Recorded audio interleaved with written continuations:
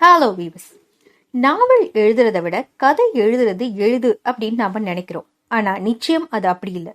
ஏன் அப்படின்னா முழு கதையையும் சில பக்கங்கள்ல சுருக்க வேண்டிய கட்டாயம் இருக்கு இந்த சிறுகதை எழுதும்போது. அதே சமயம் அந்த சிறுகதை நம்மளை சிந்திக்கவும் வைக்கணும், சில கருத்துக்களையும் சொல்லணும்.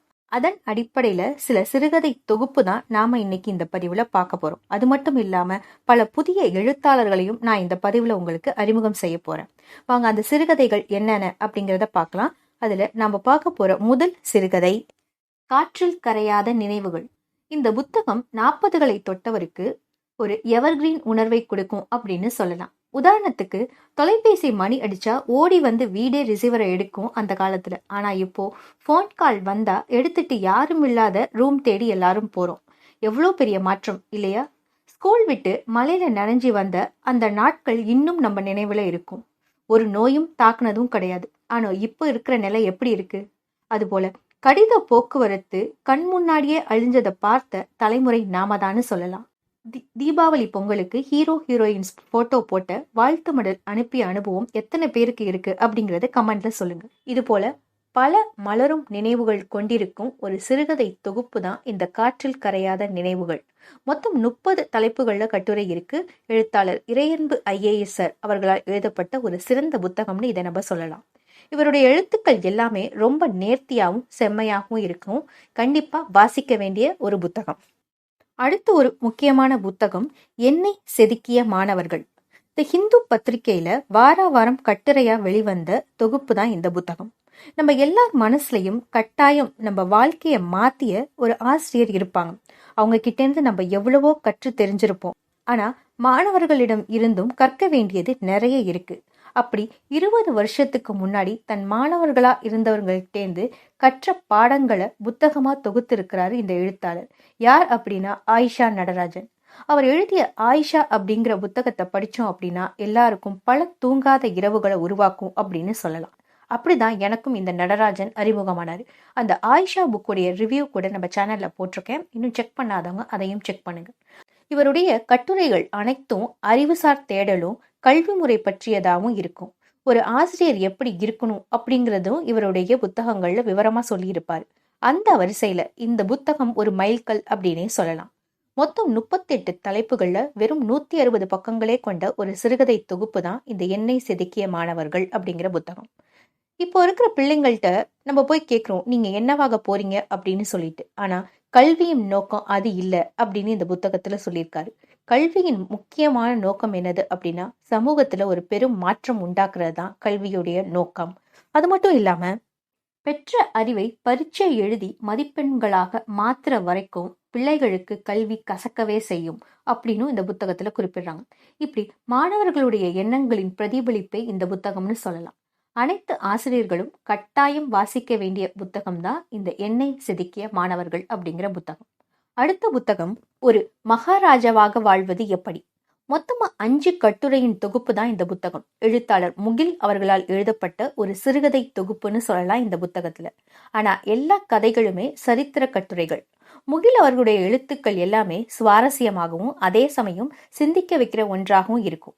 உதாரணத்துக்கு இதுல கிரிக்கெட் தோன்றின வரலாறு, இந்திய மக்களுடைய மனசுல கிரிக்கெட் எப்படி ஆழமா பதிஞ்சுது, அதுக்கு காரணமா இருந்த ஒரு ராஜாவை பத்திய வரலாறு, இதெல்லாம் தான் அந்த கட்டுரையில சொல்லியிருப்பாங்க. படிக்கவே ரொம்ப சுவாரஸ்யமா இருக்கும் அப்படின்னு சொல்லலாம். இன்னொரு கட்டுரை சிம்லா ஸ்பெஷல்னு ஒரு கட்டுரை. அந்த கட்டுரையில பாக்குறோம் அப்படின்னா ஒரு நகரத்தையே சுற்றுலா தலமா மாற்றிய ஒரு ராஜாவை பத்தின ஒரு கட்டுரை. சிரிக்கவும் சிந்திக்கவும் வச்சிருக்கும் அந்த கட்டுரை. மொத்தமே 90 பக்கங்கள் கொண்ட ஒரு சிறுகதை தொகுப்பு தான் ஒரு மகாராஜாவாக வாழ்வது எப்படி அப்படிங்கிற புத்தகம். ஒரு கதையிலையும் ஒரு ராஜாவும் தங்களை ராஜாவா நினைக்காம கடவுளாகவே நினைச்சு வாழ்ந்திருக்காங்க. மக்களின் அறியாமையால எதுவுமே செய்ய முடியாம போகுது. இது அந்த காலத்துல இருந்து இந்த காலம் வரை நீடிக்கிற ஒரு கொடுமையான விஷயமா தான் இருக்குன்னு சொல்லலாம். கட்டாயம் வாசிக்க வேண்டிய ஒரு புத்தகம். அடுத்த புத்தகம் முதல் பெண்கள். நாட்டின் அரசியலமைப்பு சட்டத்தில் இடம்பெற்ற ஒரே பெண் மற்றும் அவருடைய வரலாறு என்ன அப்படின்னு நமக்கு தெரியுமா? அவருடைய பேர் அம்மு சுவாமிநாதன் அப்படிங்கிறது தெரியுமா? தெரியல அப்படின்னா இந்த புத்தகம் உங்களுக்கு கண்டிப்பா உதவி செய்யும். அது போல லண்டன்ல இருந்து சென்னைக்கு வெறும் 33 மணி நேரத்திலேயே விமானத்தை ஓட்டிட்டு வந்த முதல் பெண் விமானி யாருன்னு தெரியுமா? அவங்க பேரு உஷா சுந்தரம் அப்படிங்கறது பற்றின தகவல் உங்களுக்கு தெரிஞ்சுக்கணும்னா இந்த புத்தகத்தை படிக்கலாம். ஆண் எழுத்தாளர்களுக்கு இணையாக ஏன் அவங்களே எழுத தயங்கிய துப்பறியும் நாவலை எழுதி 100க்கும் மேற்பட்ட பெண்களையும் துப்பறியும் நாவலை எழுதுறதுக்கு அறிமுகம் செஞ்ச முதல் பெண் யாருன்னு தெரியுமா? இப்படி முதல் பெண் அம்சங்கள் நிறைய நிறைஞ்சதுதான் இந்த முதல் பெண்கள் அப்படிங்கிற புத்தகம். முதல் பெண் அமைச்சர், முதல் நரம்பியல் பெண் நிபுணர், துருக்கியிலிருந்து சென்னைக்கு வந்த முதல் இஸ்லாமிய பெண் சட்டமன்ற உறுப்பினர்னு கிட்டத்தட்ட 45 பெண்களின் வரலாறு பேசும் புத்தகம் தான் இந்த முதல் பெண்கள். நிவேதா லூயிஸ் அவர்களால் எழுதப்பட்ட ஒரு புத்தகம்.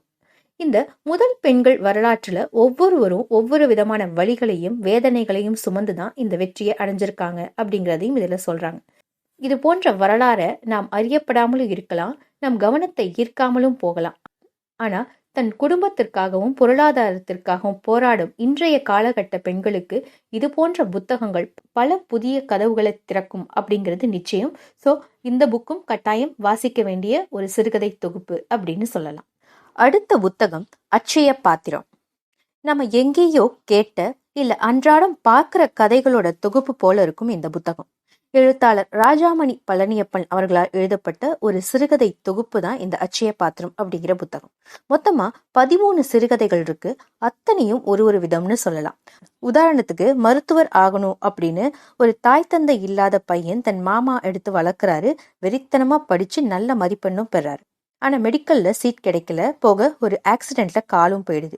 அவருக்கு மருத்துவம் செய்த டாக்டர் தனக்கு கால் ஊனம் உற்றதுனால அந்த கோட்டால சீட் கிடைச்சது, நீயும் நெக்ஸ்ட் இயர் அதை ட்ரை பண்ணு அப்படின்னு சொல்றாரு. அவனும் அதே மாதிரி அடுத்த வருஷம் ட்ரை பண்றான். ஆனா நெக்ஸ்ட் இயர் பாக்குறோம் அப்படின்னா ஆனா அவனுக்கு மெரிட்லயே சீட் கிடைக்குது அப்படின்ற ஒரு உணர்வுபூர்வமான ஒரு கதை இருக்கு. இது போக இன்னும் நிறைய கதைகள். நூரை நோக்கி அப்படிங்கிற கதை ரொம்ப நல்லா இருக்கும்.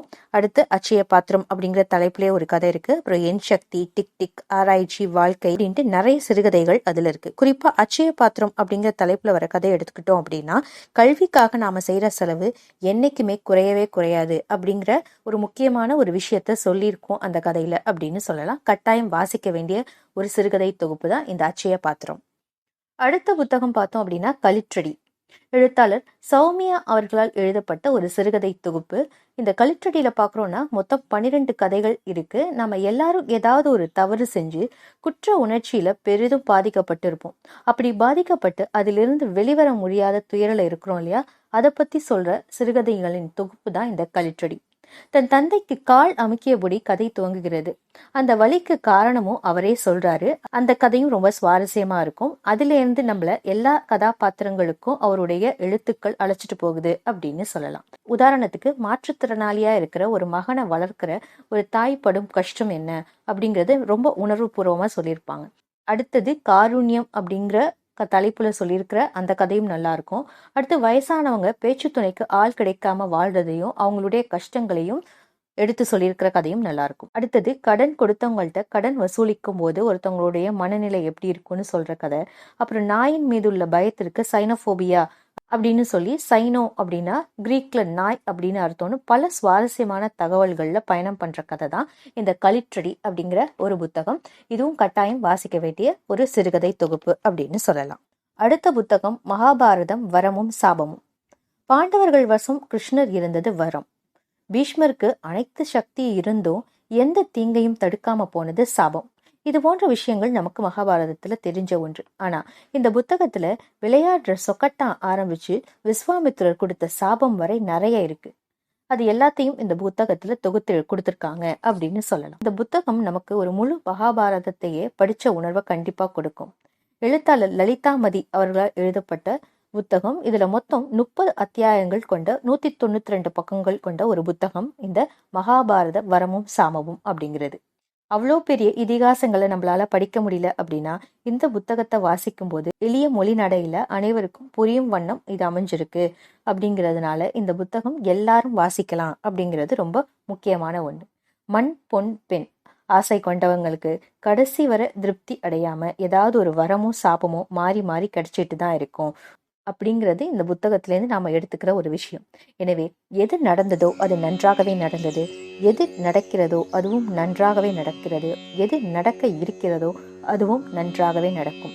தேங்க்ஸ் ஃபார் வாட்சிங். This is Books of Soul channel. இந்த சேனலில் புக் பற்றின ரிவ்யூஸ் அண்ட் சமரிஸ் போட்டுட்ருக்கேன். டைம் கிடைக்கும் போது உங்கள் ஃப்ரெண்ட்ஸ் அண்ட் ஃபேமிலிஸ் கூட ஷேர் பண்ணுங்கள். தேங்க்யூ.